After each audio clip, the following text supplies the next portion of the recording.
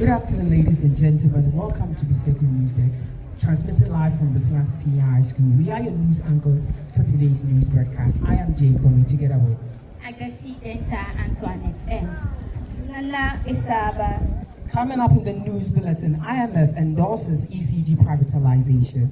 Sam George demands justice for Ayawaso West violence. Mid-year budget reveals for July 24th by Deputy Majority Leader.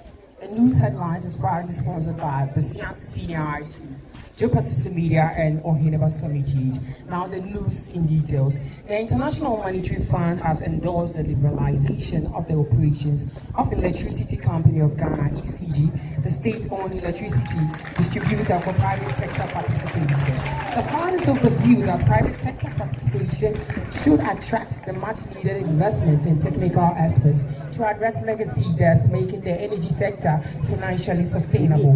The IMF urged the government to accelerate the implementation of the energy sector to recover program measures. They urged Ghana to enhance revenue collection and limit arrears accumulation. In our next stories, the Minister for Communication, Digital Technology and Innovation, Samona George, has called the Inspector General for Police and the Director General of the Criminal Investigations Department, CID, to take action on their compliance in the law regarding the violent incident that occurred during 2019 Ayawaso West by-election. Samona George cautioned that who defended the violence in 2019 have no moral right to speak now, adding that the current political chaos is a core of the past actions.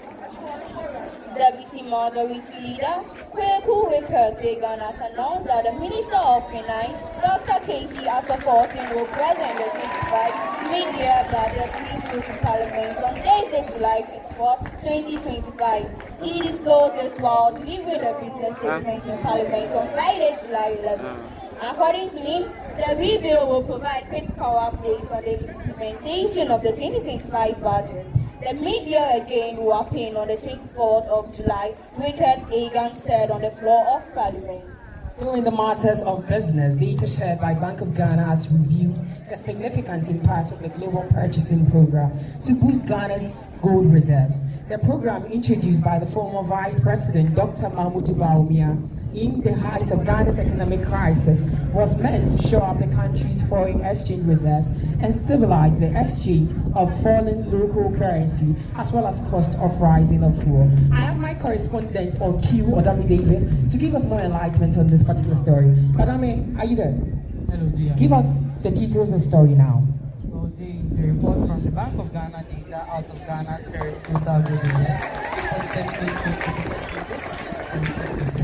where mass independence while 21.75% to representing 66% was active under the new Patriotic Party administration within 18 months, while 2.46 tons, representing 7.4%, have been accrued by the Mahama administration in 6 months. Meanwhile, in the first 6 months after the launch of the program in May 2023, 9.41 tons were added. That was my correspondent, Odami David, who reported for the Second News Desk. Then again, to business, the minority caucus in Parliament has condemned what they described as the acts of lawless and violence that made the parliamentary run elections across 19 polling stations in Ablek Manot constituency on Friday, July 11, 2025. Regrettably, the senior NDC officials who should be condemning such actions are justifying them instead. They undermine democracy, denies the people of Ablek Manot their constitutional right to parliamentary representation. I have my correspondent Christabel to give us more details about the news on board. Thank you, Moses, for this opportunity. The minority caucus further accused the Ghana Police Service of complicity, claiming offense stood by possibility, while the adult MDC affectionately doubts carried out violent acts.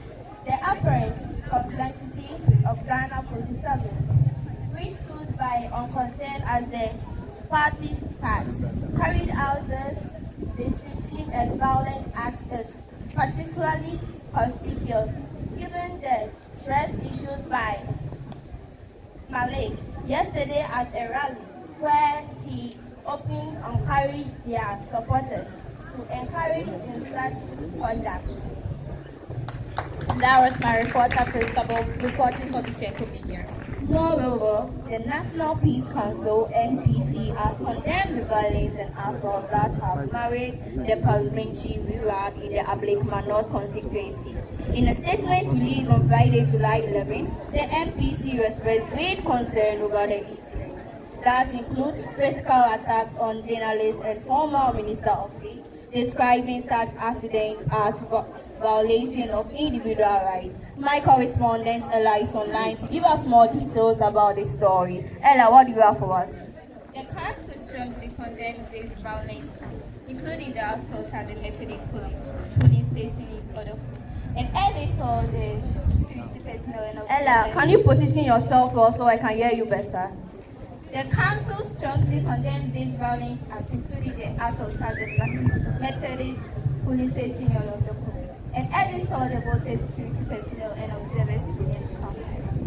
Exercise restraint and allow the electoral commission and security agencies to carry out their duties safely. They also welcome the Ghana Police Service strict action in interdicting an officer seen in a viral video assaulting a journalist.